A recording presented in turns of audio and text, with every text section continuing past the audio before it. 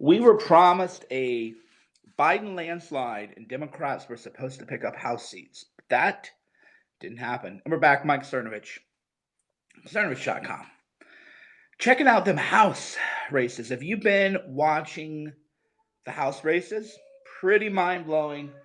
This is something not really getting covered, but something that I think is interesting and worth discussing more. Right now, the Associated Press has it at 215 for the Democrats and 194, 196 for Republicans, and you need 218 to have a majority. But I'm going through a number of the races that are clearly going to be Republican, right? Clearly going to be Republican, but the AP doesn't want to call those. That brings up two issues then. So one is that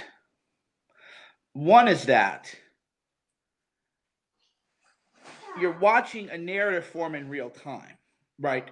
What's my gut reaction to the presidential election? Go watch 50 other videos I did, dude. Go to hell.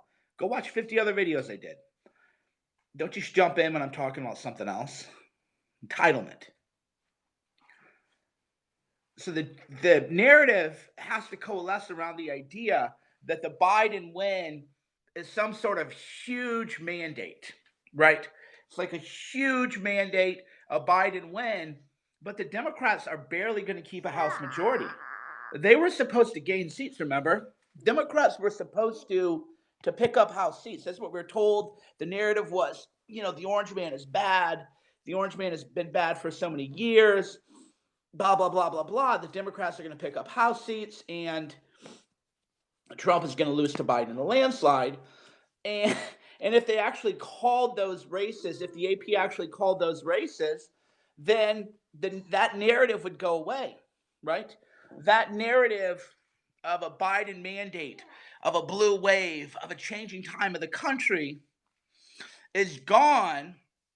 Now what you can see is that they don't want to call these races, right? I don't care that Esper was fired. I don't understand you people. Do you know how to read a subject? Do you know how to read a subject? What does the subject say? What does the title of this Periscope say? Does it say I care about Esper? Does it say I'm going to talk about the Trump election for the 50,000th time? Does it say any of that? Right? Does it say any of that? So you want to get blocked? You can get blocked. But that's not what we're talking about right now. What we're talking about is how right now the GOP, Will's probably following this more closely than I am, Will Chamberlain in the House. We were supposed to have a House supermajority, right? There was supposed to be a House supermajority. There was supposed to be a Biden landslide. The poll is this, the poll's that. And the reason I feel so inspired, the reason I feel so optimistic for my country, the reason I feel that the future is now is the media went nuclear for 4 years. They've gone nuclear on me. Every now and then I go, I wonder if people really believe that stuff they read about me, that I'm some kind of like evil guy. And no, they don't. They don't. Otherwise, House Democrats would have a supermajority. House Democrat leadership is actually in a scramble. People thought AOC was going to be Speaker of the House, right? Not literally, but that was the idea. The vibe was the squad is it, because everybody watches the news. And if you watch the news, you think the country is far left. The country is not far left. The country is culturally conservative. Trump without COVID would have won in a landslide. Trump without COVID would have won in a landslide. Trump, if he had handled COVID better, as I and some others had told him to, would have won in a landslide. Trump, if he hadn't blown that first debate, would have won. Even with the things you were saying, you guys are saying cheating, fraud, and everything. I'm not here to argue about that. I'm just saying the numbers as they are, call it a cheat, call it what you want. I'm not here to talk about that. Trump has a better first debate performance. He wins. Trump doesn't have to deal with the COVID crisis. He wins in a landslide. Trump handles COVID better. He wins in a landslide. Trump was the only world leader to lose approval during COVID. And COVID was for Trump, handmade from God for him. Hey, bro, You want to go after China. You want to talk about the need for keeping supply chains domestic. You want to talk about the dangers of globalism. Here you go, bro. An epidemic from China. Boom. Boom. So Trump, you can say there's a saying that, have you guys ever heard this saying? Tell me if you had or not. And then tell me what it means. Tell me what you think this means. Victory has 1,000 masters. Defeat has but one. I'll say it again. Victory has 1,000 masters. Defeat has but one. There's two ways to interpret that. Literally, you would say, well, it takes a village to win. That's the literal interpretation. That's not the way it's intended, though. The way it's intended is that when, 1,000 fathers. The way it's interpreted is that when you win, everybody claims the win. When you lose, nobody claims the defeat, right? That's the way it's intended to be used, right? That's how it's intended to be used, which is when Trump won, everybody's like, oh boy, we're there. Trump loses. Well, that's just Trump. Trump, if he had won, he would have won through sheer force of will, 5 rallies a day leading into the election. But if he lost, it was his. So this is the rare case where victory or defeat rested on one man, and that was Trump. The bigger picture, though, is that Joe Biden is widely seen as a centrist. You might not. That's the problem. Too many MAGA people are in the equivalent of the TDS bubble. Joe Biden is a far left-wing extremist who sniffs kids. That's not how the country sees them. That's not how the country sees Joe Biden as a centrist. And if you're actually logical, Joe Biden is a centrist, center left, but he's within the bell curve of acceptable behavior. You got the squad on the left, which hates Israel, anti-Semitic strain, wants full-on socialism, wants communism, essentially. They want gulags. And then you have the far right, which, what's the far right? There aren't anybody in the far right. I'm supposedly far right. Okay, I want immigrants who have high IQs to come to America, but apparently that means I'm closed border. I want a cream skim from the rest of the world. So far right is I want more people like Naval to come from India and other countries, but that apparently means they don't like immigration, right? So there's no real far right, because I'm far right extremist. Okay, so I support guns, freedom of speech, high IQ immigrants. That's far right these days, right? That's the far right. The far left is they hate Israel. They claim that American Army Rangers. Remember, Ilhan Omar called Army Rangers terrorists, right? Remember that, because they were doing peacekeeping missions in Somalia. So for me, the far left is actually extreme. The far right is actually center right. I'm pretty basic bitch, people. Pretty fucking boring, if you ask me. And yeah, so people like this, Cernovich got a BJ from Smokey Joe. You're just what I call the low IQ right. You're just dumb.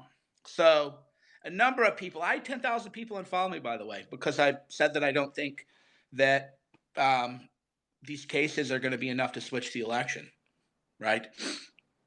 10,000 people unfollow me. You can go to Social Blade. Unbelievable, right? I always see these boomers on Twitter, lost 100 followers. I'm like, what's just a bot purge?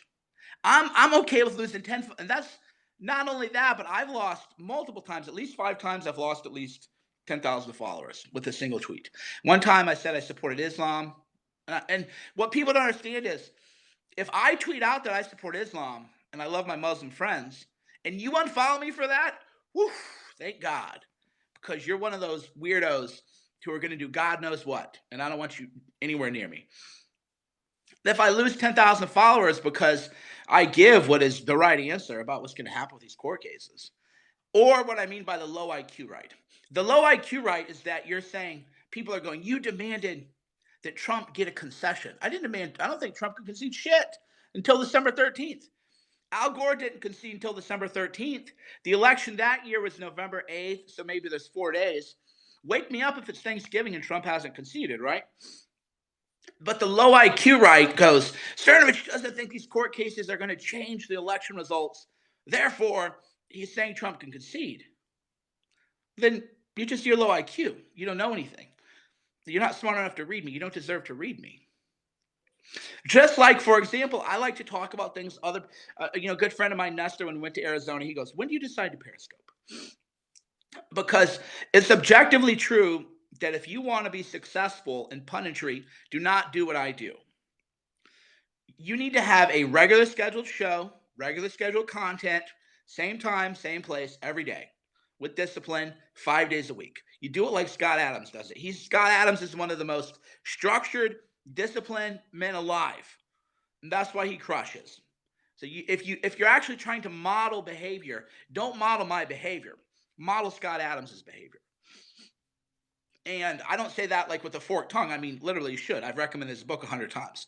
That's not where I'm like throwing shade, but I'm like, the whatever. No. But a friend of mine said, "When do you decide to Periscope?" And I go, "Well, I like to talk about what other people aren't talking about. Right now, I think it's interesting that the House is barely going to keep a majority. Right? The House Dems are barely going to keep a majority when they were expecting some kind of crazy supermajority. That to me is interesting. That to me is what nobody else is talking about. That to me is what the media, more importantly, doesn't want you to hear. NY22, NY22, that race is over, but they won't call it. Just like the media won't call Alaska, they won't call North Carolina, or at least they haven't. Because the narrative is what? Well, the narrative's a mess now. The true narrative, because the narrative doesn't always mean a false narrative. The true narrative is that this was a nail biter election, as I said it would be. The true narrative is that this was a close race. The true narrative is that the country rejected far left wing extremism. The true narrative is that the country rejected CNN, Maddow, and the fake news media. The true narrative is that the country sided with what is considered a moderate center leftist, Joe Biden, and they rejected multiple extreme left-wing people. They rejected, remember Mitch McConnell was going to lose the seat, right? You want to become good at punditry, just have a memory that's beyond the goldfishes. I'm old enough to remember that they put $100 million into Kentucky because they're going to unseat Mitch McConnell. That didn't happen. Left-wing extremism was rejected. The fake news media narratives were rejected. So it's interesting, folks. 2022, Portland even elected Wheeler over the Antifa candidate. Exactly. America remains a centrist country, culturally conservative. 2022, baby. 2022, baby.